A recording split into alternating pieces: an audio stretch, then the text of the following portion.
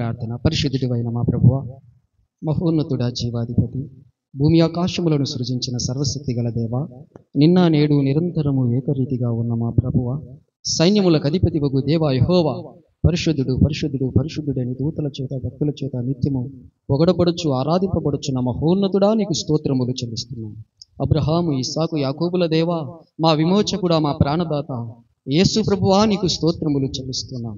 సర్వమానవాళి పాప పరిహారార్థమై నీవే మానవునిగా జన్మించి కలువరి సిలువలో లోక పాపములను మోసికొని పోయి గొల్గొతా కొండపైన సిలువకు మేకులతో కొట్టబడి నీ పవిత్ర రక్తమంతయు కార్చి ఆ రక్తముతో పాప శాప విమోచనము కలిగించి మనుషులను పాపులను పవిత్రులుగా చేసి నీతిమంతులుగా చేసి నీకు ఒక రాజ్యముగా చేసుకొని రాజులైన యాజక సమూహముగా నీ చుట్టైన ప్రజగా చేసుకొని నిత్య రాజ్యమును నిత్య జీవమును ఇవ్వటానికి నాయన నీవు మరణమును జయించి మృత్యును చీడుపై తిరిగి లేచి పరలోకమునకు ఎక్కిపోయి అక్కడ స్థలము సిద్ధపరుస్తూ నీ యందు విశ్వాసం ఉంచి నమ్మి మారు మనస్సు పొంది పాపక్షమాపణ నిమిత్తం బాప్తిస్మం పొంది నీ ఆత్మను పొందుకొని నీ రక్షణ స్వార్థను ప్రకటించి అనేకులను నీ వైపు మళ్లించి నీ రాక కోసం ఎదురు చూస్తున్న సిద్ధపడిన వధువు సంఘములను తీసుకుని వెళ్ళటానికి అతి త్వరలో రానయ్యున్న దేవా, నీకే స్తోత్రములు చెల్లిస్తున్నాను. నీవు భూమిపైన ఉన్నప్పుడు ఉపమాన రీతిగా నాయన ప్రజలకు బోధించి ఉన్నావు. ఆ ఉపమాన భావములు తెలియచేసి ఉన్నావు. కనుక వీటి వలన దుష్టుని సంబంధులు ఎవరు, నీ సంబంధులు ఎవరు తేటపరచి దేవా ప్రజలను రక్షించి కాపాడిన సిద్ధపరచిన మహోన్నతుడా, నీకు స్తోత్రములు చెల్లిస్తున్నాను. ఇంకా కొన్ని మాటల ద్వారా మాకు నీ మాటలు నాయన వివరముగా బోధించి నీ యందు విశ్వాసం ఉంచి నాయన నిన్ను ఘనపరచున్నట్లుగా మేము నీ కోసం సిద్ధపడి నీ రాజ్యం కోసం ఎదురు చూస్తూ నీ రాక కోసం నాయన మేము తయారై ఉండినట్లుగా కృప చూపించవలెనని యేసు ప్రభు నామములో ప్రార్థించుచున్నాము తండ్రి, ఆమేన్. స్తోత్రం. హల్లెలూయా. ప్రభు చూపిన మహాకృపను బట్టి మనమందరము కూడా దేవుని సన్నిధానములో చేరి పాటల ద్వారా స్తుతి ఆరాధన ద్వారా మనము వాక్యము చదివి పలుకుట ద్వారా ప్రభువుని స్తుతించాము, ఆరాధించాము.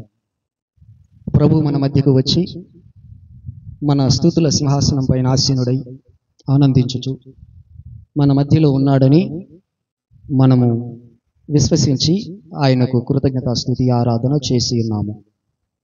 అవునా? మన మధ్యలో ఉన్నాడా ప్రభు? నమ్మకం ఏంటి? ఆయన వాగ్దానమే.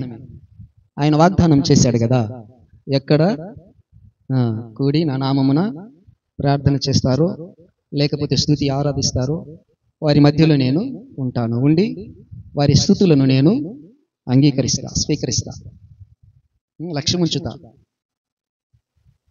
కనుక వారిని ఇంకా దీవిస్తా, వారి మనవులు ఆలకిస్తా అని చెప్పారు. కనుకనే మనము నమ్మాం ఆయన వాగ్దానాన్ని. నమ్ముట నీ వలనైతే సమస్తము సాధ్యమే. ఆయనకు అసాధ్యమైనది ఏది లేదు, మనకు కూడా సాధ్యమవుతుంది. అలా దేవుడు చేస్తాడు, మనకు సాధ్యమయ్యేటట్టు ఆయన చేస్తాడు. మనము నమ్మాలి. కనుక నమ్మి ఆయనను రమ్మని పిలిచినప్పుడు వస్తాడు. ఎందుకంటే ఆయన ఇశ్రాయేలీయుల స్తోత్రముల పైన ఆసీనుడయ్యేవాడు. కనుక మనమందరము ఎవరమి? ఇప్పుడు ఇశ్రాయేలీయులము. ఎవరి? మనము ఇశ్రాయేలీయులము. ఒకప్పుడు కాదు, ఇప్పుడు. ఎలా అయ్యాము? ప్రభు అయిన యేసు క్రీస్తు మహాకృప వలన, ఆయన వరం ఇచ్చినందువలన. ఇది మన వలన కలిగినది కాదు. కాబట్టి ఎవ్వరూ అతిశయపడవలసిన వీలు లేదు. మనము చేసిన క్రియలను బట్టో భక్తిని బట్టో మన గొప్పతనాన్ని బట్టో కలిగినది కాదు. ఆయన కృపా వరం మనకు అనుగ్రహించి ఉన్నాడు. కనుక మనకి ఇటువంటి మహాభాగ్యం దొరికింది ఆయనను ఆరాధించడం. కాబట్టి ఇక్కడ మనము చదివిన లేఖనములలో ఒక దేవుని సేవకుల కుటుంబం ఉంది. ఆ కుటుంబమే, ఆ యజమానుని పేరు జకర్యా, ఆయన భార్య పేరు ఎలిసబెత్. వారు బహు వృద్ధులైనప్పటికీ దేవునిని ఆయన ఆలయమును విడిచిపెట్టకుండా వారు సేవ చేస్తూ ఉన్నారు. బహువృద్ధులు సేవ చేస్తూ ఉన్నారు, విడిచిపెట్టలేదు సేవ. బహువృద్ధులు అయితే వారికి పిల్లలు భక్తులు, నీతిమంతులు. దేవుని అతి పరిశుద్ధ స్థలములోనికి ఇశ్రాయేలీయుల 12 గోత్రముల వారి స్తుతి ఆరాధన ధూప ద్రవ్యములను తీసుకుని వెళ్ళి వారి పేరట దేవునికి ధూపం వేసి వారి నిమిత్తము ప్రార్థనలు చేసి వచ్చి దీవించేవాడు. అలాంటి భక్తులకే ఏమి లేరు, సంతానము లేదు, పిల్లలు లేదు, గొడ్రాలు అని పిలువబడింది. చూసారా? కొద్దిగా లేట్ అయితే చాలు, పెళ్ళి అయిన తర్వాత పిల్లలు వాళ్ళు ఏం చేస్తారంటే డాక్టర్లు నడకపోయారా పోకపోయారా అని అంటారు. ఇంకా ఆ పరీక్షలు ఈ పరీక్షలు ఏమేమిటి చేస్తారు. అన్నిటికి కూడా కుదరకపోతే మళ్ళీ మంత్రాల వైపు తిరుగుతారు.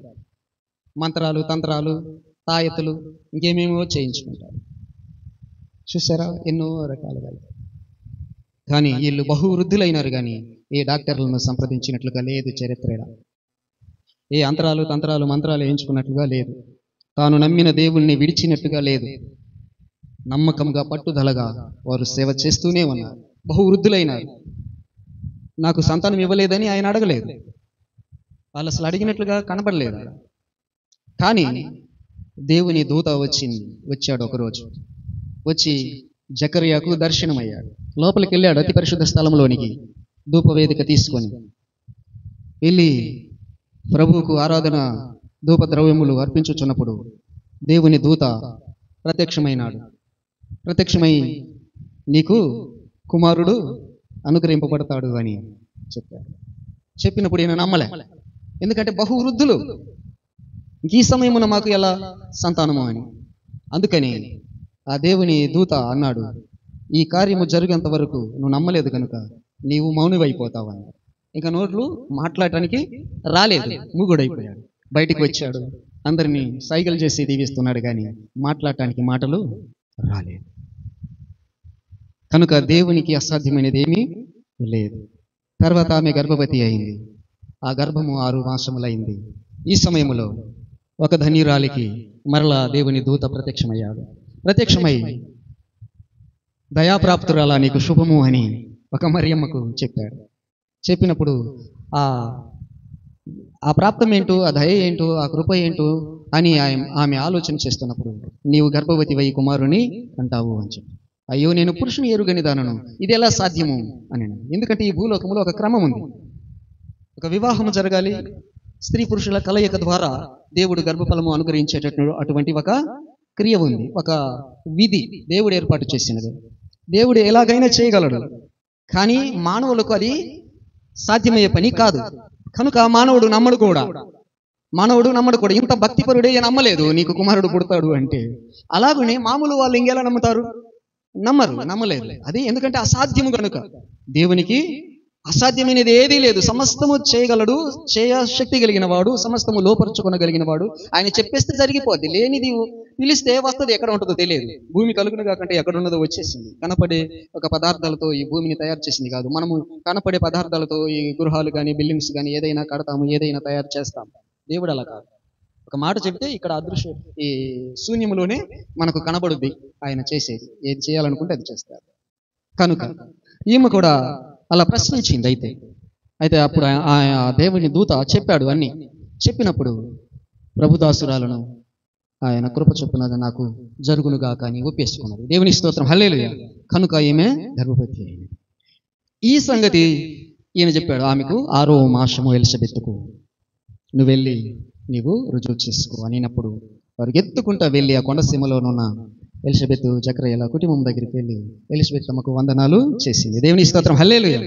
మనం ఏం చేయాలి? ఒకరినొకరు కలుసుకున్నప్పుడు, కనబడినప్పుడు ఒకరికొకరు మనం ఏం చేసుకోవాలి? వందనాలు చేసుకోవాలి. ఆ వందన వచనము చాలా అమూల్యమైనటువంటి గొప్ప ఒక ఆశీర్వాదకరమైనటువంటి, మనకు ఉర్రూతలు పుట్టించేటువంటి, ఆత్మలో ఉప్పొంగేటటువంటి కార్యము చేయగలిగేది ఆ వందన వచనం. ఆ వందన వచనము ఈ ఎలిజబెత్ అమ్మ చెవిన పడగానే కడుపులో శిశువు గంతులు వేశారట. దేవుని స్తోత్రం, హల్లెలూయా. గంతులు వేశారు. కనుక ఈమె పరిశుద్ధాత్మతో నింపబడినదై నా ప్రభు తల్లి నా దగ్గరకు రావటానికి ఎలా ఇది ఏంటి, ఎలా జరిగినది ఇలా అని ఆశ్చర్యపోతుంది. ఎవరి తల్లి అంట? ఎవరంటున్నారు? ఎలిజబెత్ అమ్మ అంటుంది. ఎవరిని చూసి? మరియమ్మును చూసి. మరియమ్మును ఏమంటుంది? ఏమో వృద్ధురాలు, ఏమేమో యవ్వనస్తురాలు. వివాహం కూడా కాలేదు, కన్యక అయినా యవ్వనస్తురాలు. ఏమో మహావృద్ధురాలు. అయితే ఏమేమంటుంది? ఈయనను నా ప్రభు తల్లి వచ్చింది. దేవుని స్తోత్రం, హల్లెలూయా. పరిశుద్ధాత్మతో నింపబడి ఆ మర్మములను బయలుపరచ పలుకుతారు. అలా నా ప్రభు తల్లి నా దగ్గరికి వచ్చి ఇలా నేను చూడటానికి ఇంత గొప్ప ధన్యత దొరికింది అని ఆమెను పలకరించింది అని చెప్పవచ్చు. అలా ఆమెను చేర్చుకొని ఆనందపడింది. అప్పుడు మరియమ్మ కూడా ఇలా అన్నది, నా దీన స్థితిని ప్రభువు కటాక్షించాడు.